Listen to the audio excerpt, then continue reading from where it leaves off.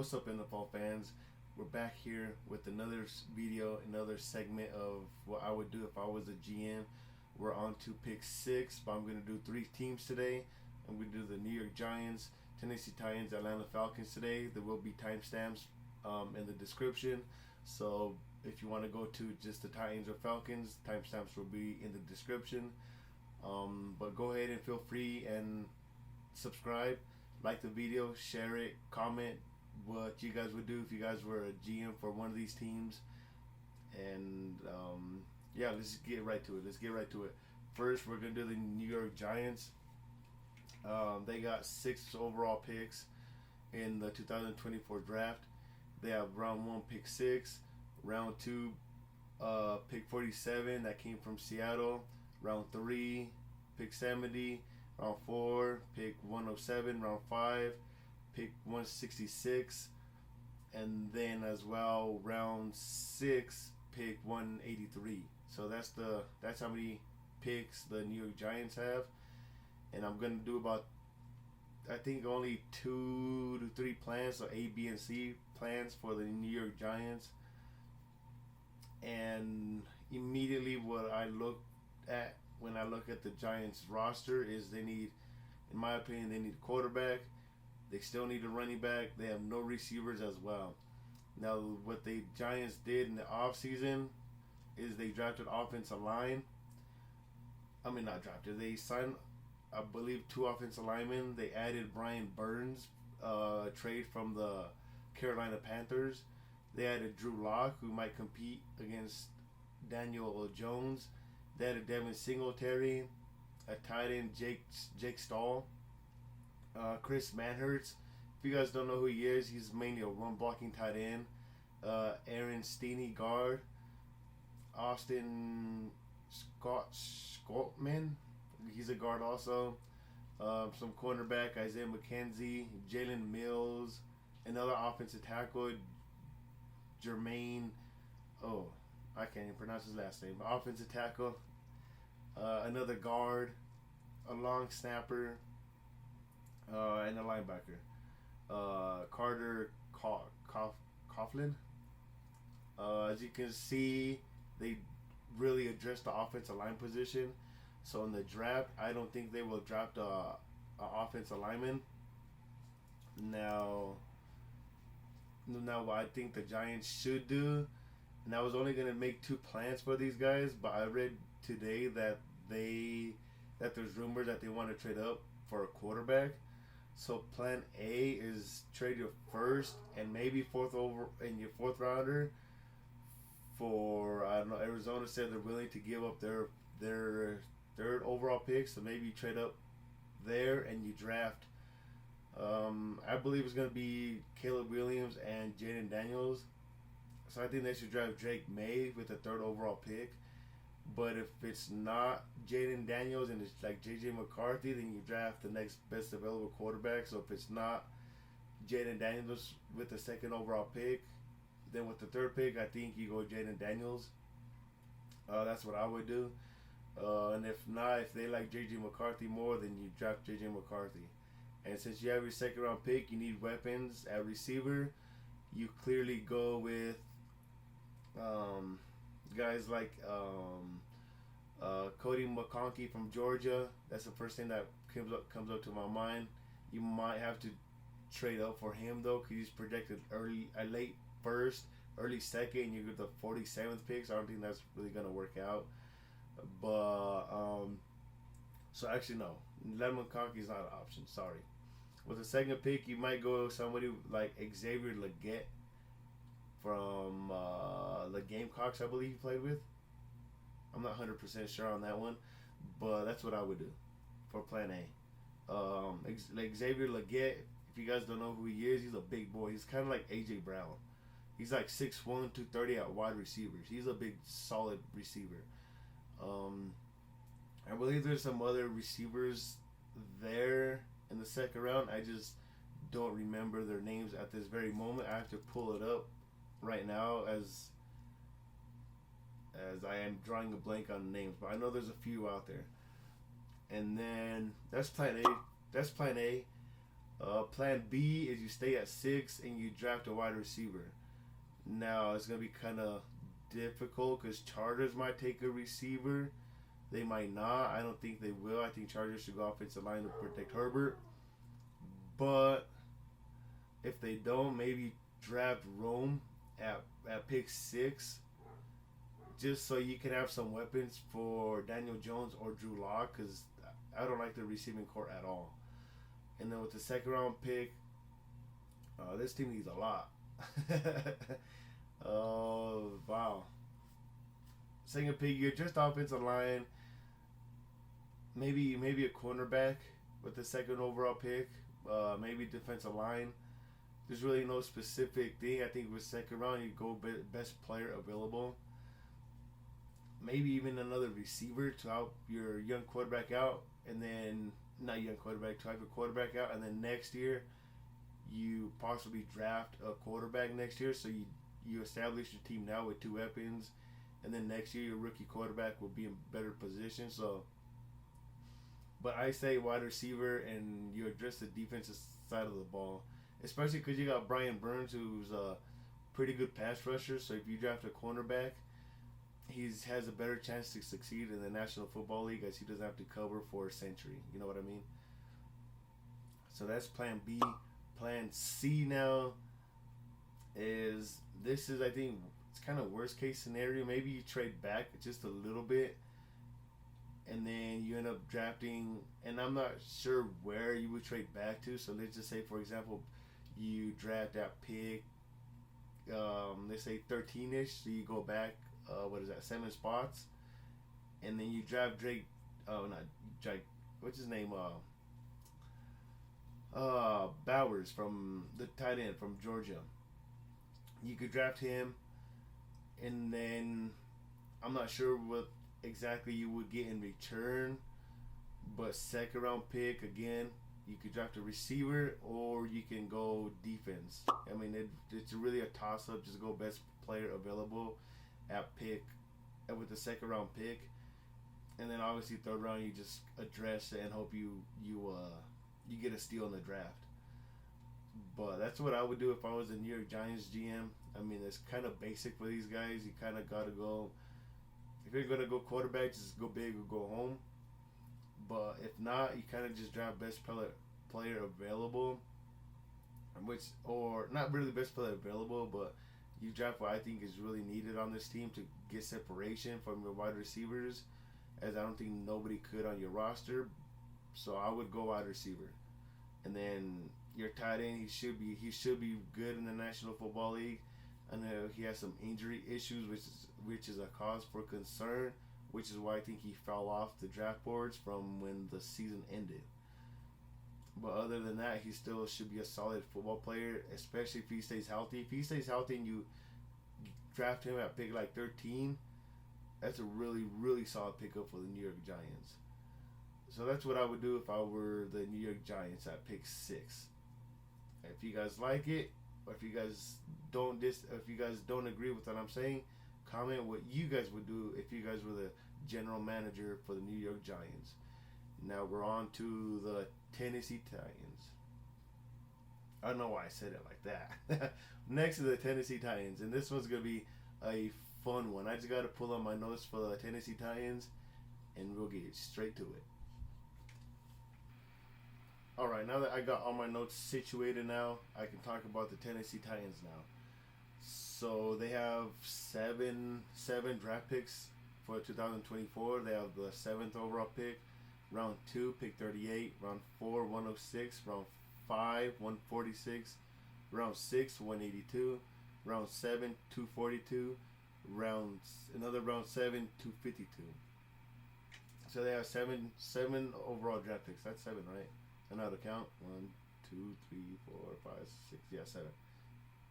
Wow. But they have 7 overall draft picks. Now they made some really, really big improvements to this team in the offseason. Let's start off with the head coach, Brian Callahan, who I'm a big fan of. He's been part of offenses since 2010. He started off with the Denver Broncos as a coach assistant, He won a Super Bowl with the Denver Broncos as well in 2015 as a quarterback coach slash offensive assistant coach as well. So since he was in the quarterback room with Peyton Manning, he learned a lot obviously from Peyton Manning. So he himself knows how to develop quarterbacks as well, learning from Peyton Manning. And then he has some down years with the Oakland Raiders in 2000 from 2008 for 2 years, 2018 2019, as a quarterback coach, and just for 1 year with the Raiders. Sorry about that. He was 2 years as a QB coach for the Detroit Lions, and then he went to the Raiders, and after the Raiders for 1 year he went to the Cincinnati Bengals. As an offensive coordinator, he started off at 2019, and he's been with the Bengals ever since as an offensive coordinator.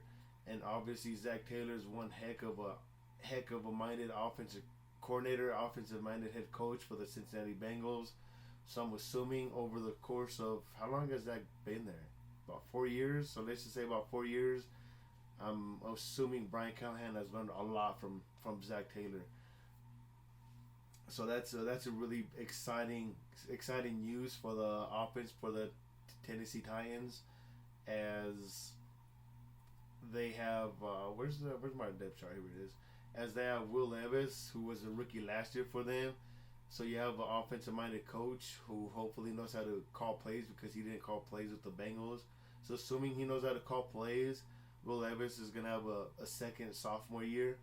He's really going to show improvement from his rookie to sophomore year, so that's really encouraging for the Tennessee Titans, especially for you fans. It's like super exciting times. They also signed Calvin Ridley to go with DeAndre Hopkins, and hopefully Treylon Burks. With having Ridley and Hopkins, Treylon Burks should see a lot of one-on-one coverage, so the dude should blossom. He should really blossom this year. He should, especially if he's working out and doing what he's supposed to right now. He should do really good. So you add Calvin Ridley, you add Tony Pollard also to your backfield with Tajay Spears. So you have two good, decent running backs. Spears looked a lot more juicy last year compared to Derrick Henry. I don't know if that's because Derrick Henry just overran, or I don't know. That was weird to see, but Tajay Spears, I like what I saw from him. Tony Pollard as well. They both can catch the ball. They both can run the ball pretty effectively. So no matter who's in the game, you don't know what they're going to do. You don't know if they're going to pass or run, because they both can run and catch the ball. So I like that addition of adding Tony Pollard to the offense. You added the best center, Lloyd Cushenberry. I want to say best center. Sorry about that. The best center in free agency they added. He came from the Denver Broncos. Really solid center. I believe he only allowed like maybe one sack all year, if that. They added Sebastian Joseph Day to a 1-year deal. He's a solid interior lineman. Another wide receiver, Nick Westbrook Keeney. He's okay. Mason Rudolph to compete against Will Levis. They added Kenneth Murray, linebacker. Another solid piece that they added, I'm going to mispronounce his name. Chidobe Awuzie, cornerback from the Cincinnati Bengals. Now his little issue is, I don't know how much he played last year, but he does have some injury issues. But when he does play, he really balls out. And because he is injury prone, they only signed him to 3 years, $25 million, $17 million guaranteed. So it's still solid money, but it's not as much as he should be because he does get hurt. They added a long snapper and offensive guard, probably for depth reasons. But with all those sweet, nice additions that the Tennessee Titans added, this goes into the draft now, what I think they need. Now remember, they have 7 picks. They have a 1, 2, and then a 4. With their 4th rounder would be their 3rd pick, assuming they don't trade or nothing. But what I would do if I were them, I'd probably take the 2nd best offensive lineman, whether that be actually it should be Joe Alt, the first lineman picked, and then you pick Fuaga, offensive tackle, to protect Will Levis, to give running backs more running lanes, to give the receivers a little bit more time to get separation, which I don't think they need that much time. They're already good wide receivers. We just mainly to protect Will Levis. He dropped offensive tackle. That to me is, I think, the only plan the Tennessee Titans should do. Maybe, and then with the second overall pick, you draft. I think an edge rusher suits them best, and I would draft the edge rusher from Alabama, Chris Braswell. So you to go along with Sebastian Joseph Day. I believe I said that name correctly. So that's what I would do if I were the Tennessee Titans. And then the fourth rounder, I have no clue. I'm not gonna lie. And my mock draft that I have here up on my screen, all mock drafts are different. So if Chris Braswell is projected to go lower or higher, I apologize. I'm just going based off what I see here and what I think the Tennessee Titans need. So that's what I would do if I was the Tennessee Titans for Plan A. Plan B, you trade back, but not too much, because I know teams want their guys. I mean, everybody wants their guys, but what I'm trying to say is people want a specific player that they really want to target.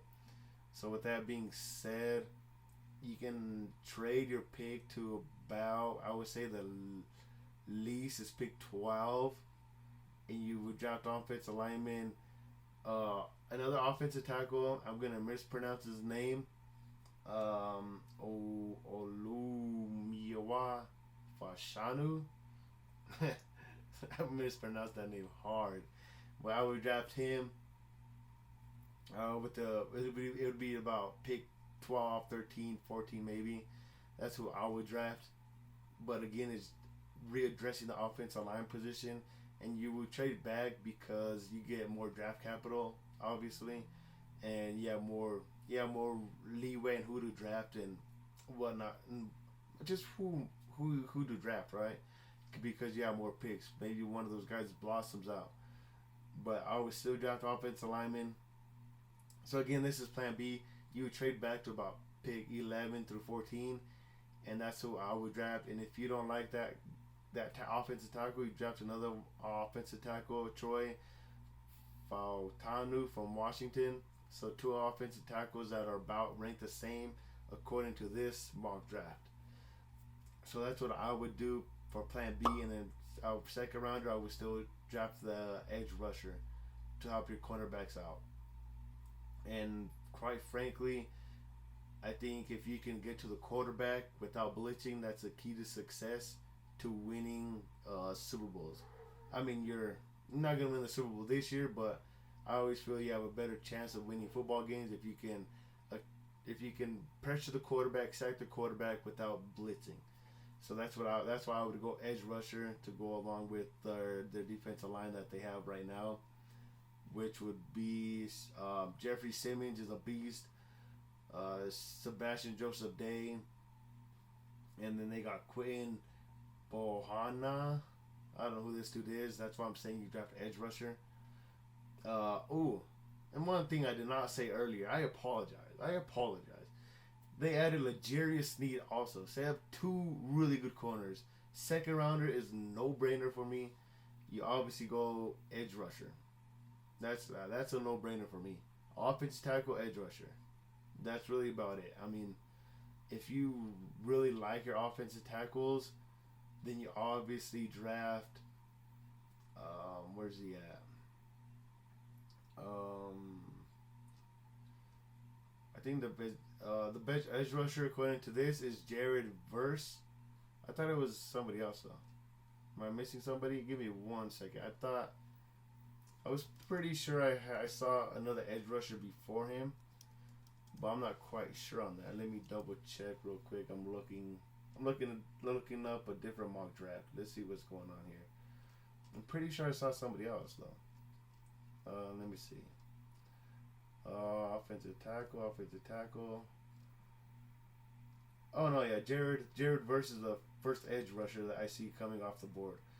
So that could be plan C, edge rusher in the first rounder, and then obviously second rounder you would absolutely have to address the offensive line position, and I don't know who that would be because maybe a guard from Connecticut, Christian Haynes. So that would be plan C. Is you draft your edge rusher, and then second rounder you have to go offensive line. I prefer if it was an offensive tackle, but the second rounder, the best offensive tackle is at pick 47. And the Tennessee Titans have the 38th pick, so I doubt that's going to happen. That might be a bit of a reach, but if you like him, then why not do it, Tennessee Titans?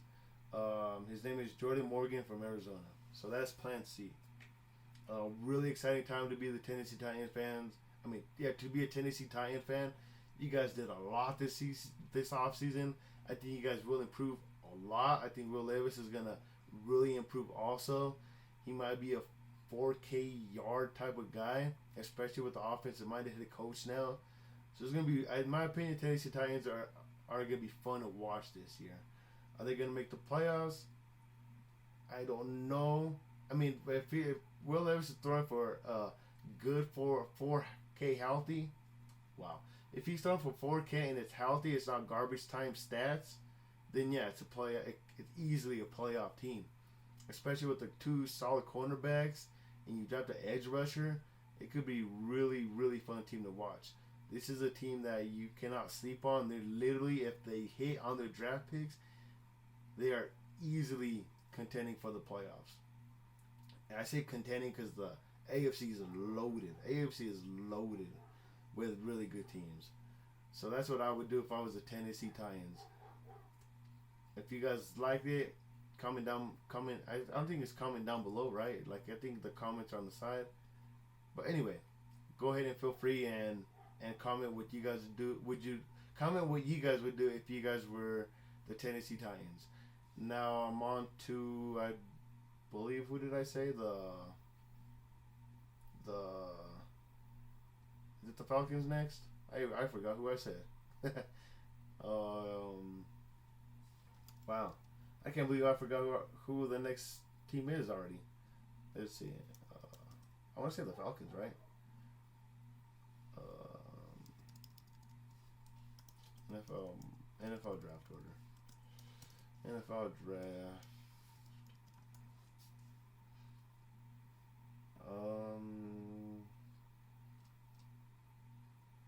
Let's see. Tennessee Titans. I'm going to say it is the Falcons. Yeah, the Falcons are up next. So let me pull up those stats. Give me 1 second, and we'll be right back talking football. Give me 1 second. All right, let's talk about the Atlanta Falcons now. Super exciting time to be an Atlanta Falcons fan for obvious reasons. Let's start off with the offseason additions, with the main ones being on the coaching staff. You guys brought in Raheem Morris, defensive coordinator from the Los Angeles Rams, who did really good with the Rams last year. Overall, he had a pretty good success with the Los Angeles Rams. 2022 season, they went 5-12, but I believe that year they had plenty of injury issues. But overall, he went 12-5 2021, 5-12, and then 10-7 last year. He did really good with that team. I didn't think that defense was going to be any good, but he proved me wrong. That defense is really good last year to watch. He's been an assistant head coach. Wow, I'm actually wrong. He's been on both sides of the ball. In 2019, he was an assistant head coach / offensive pass game coordinator, wide receiver coach. So he's done both sides of the ball, which is really key. And I'm assuming he knows special teams as well, as he's been in the National Football League for at least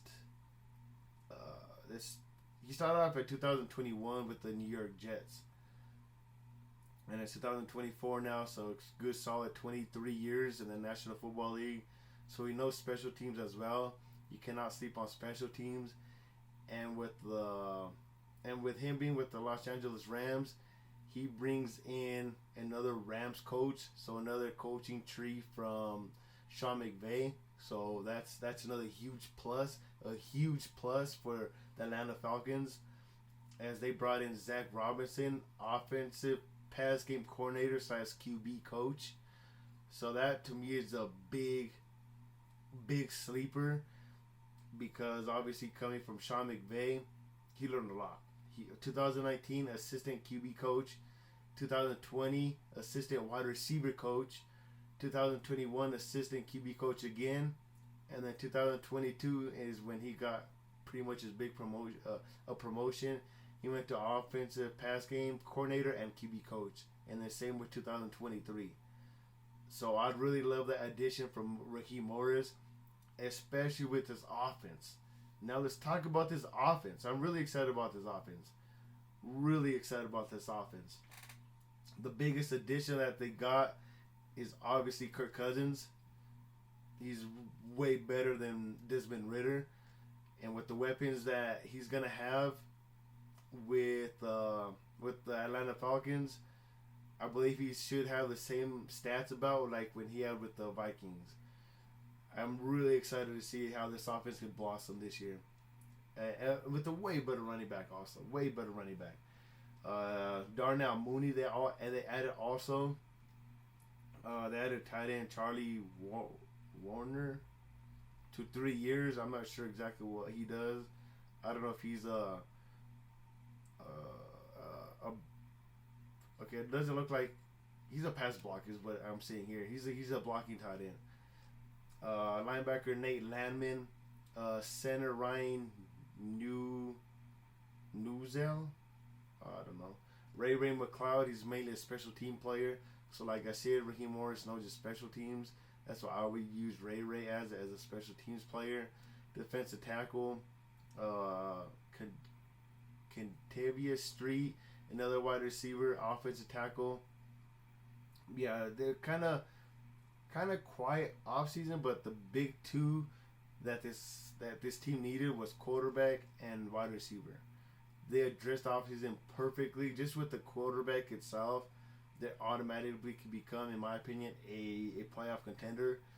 Now, depending how this defense plays out, it could be a very deep run for the Atlanta Falcons in 2024. I'm talking divisional championship type team because they do have one of the best offensive lines as well. So that's really going to help Kirk Cousins and Bijan Robinson. Now, I just want to talk about the roster real quick. They have Kirk Cousins, Bijan Robinson, Drake London is going to really blossom now, Darnell Mooney, and they added a speed demon, Rondell Moore, Kyle Pitts. Let's talk about Kyle Pitts just for 1 second. I mean, any quarterback he had, they weren't throwing him the ball at all. Whether that be the head coach last year, which I didn't like at all, or the offensive coordinator. I don't know who called plays for them last year, but I didn't like it at all. They didn't try to get Kyle Pitts open. They didn't utilize him a lot. So I'm glad they got rid of that head coach. Just my personal opinion. So Kyle Pitts with Kirk Cousins. Kirk Cousins loves tight ends. Mason Rudolph and TJ Hawkinson he had. So Kirk Cousins does know how to hit your tight end. He does know how to hit tight ends. And then the offensive line is really, really good. I want to say top 5 in the National Football League. This line is really good. And then on the defense side, which I think this is what they need to address, they still have Grady Jarrett, AJ Terrell, Jesse Bates. Those are the main 3 stars on this defense. Troy Anderson is a right outside linebacker. Clark Phillips is their cornerback.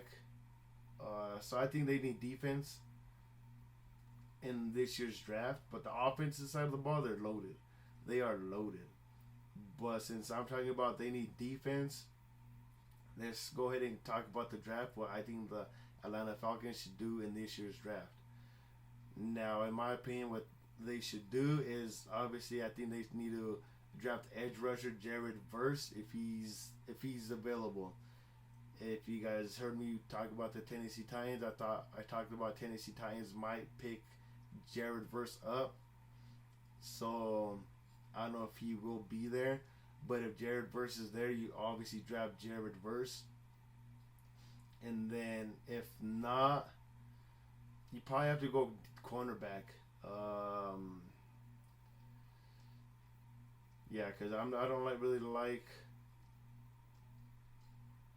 Yeah, I really don't like the fact of reaching for a defensive lineman. If I can find his name, it's not Johnny Newton.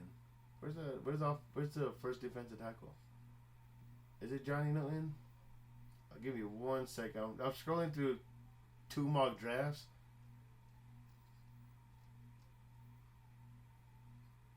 Yeah, Johnny Newton. I guess Johnny Newton's a reach. So I wouldn't do that. I would just go edge rusher, or worst case scenario. It's not even worst case scenario because you need this position. You grab cornerback Terrion Arnold from Alabama. If you don't think he's the best corner, then obviously you go with where's the dude at Kenyon Mitchell from Toledo. One of those two, and you dress your cornerback position. AJ Terrell is one of the best corners in the National Football League, so you pair him up with Kenyon Mitchell and Jesse Bates as your free safety. You're due for some success, right? Two solid corners. I mean, two solid corners. You saw what the Chiefs did last year with two good corners. Now, obviously, they don't have a Chris Jones, but Grady Jarrett's still one heck of a football player. And then with the second overall pick that I believe the Falcons do have, yeah, they got the 43rd overall pick. You can go with, I say defense again because I really love the offense. With the 43rd overall pick, let's see. You can go edge rusher now. Darius Robinson from Missouri. That's the first edge rusher I kind of see pop up. That is around 43-ish. Defensive tackle. This is maybe a reach. Kirk Jenkins from Michigan. And this is mainly just to help the secondary out so you don't have to blitz a lot and you can just kind of play, I don't want to say passive, but you don't have to blitz and you can get up to the quarterback with 3 to 4 man fronts. So that's why I would address really the defense with the Atlanta Falcons. That's only really my plan. So let's break it down more in depth, okay? Plan A and Plan B is all I have for the Atlanta Falcons. Plan A is draft Jared Verse, and the second round pick. What did I say? Defensive end. Oh, you probably draft a cornerback. 43 years, you draft. Let's say, for example, Mike Sain Ristel from Michigan. I can't really see another cornerback here on this mock draft board. Maybe Kamari Lassiter from Georgia. Mispronounced his name. I apologize. That's what I would do with Plan A. The edge rusher. I'm drawing a blank right now. I've been talking for a minute of this video. Jared Verse, Plan A, and then Plan A, Jared Verse, edge rusher, and then with the second pick, you draft a cornerback.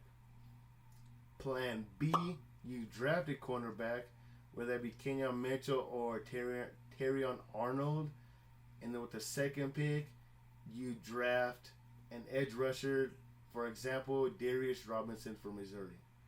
That's what I would do if I were the Atlanta Falcons. I really don't have a Plan C, as I think defense is really needed with this team.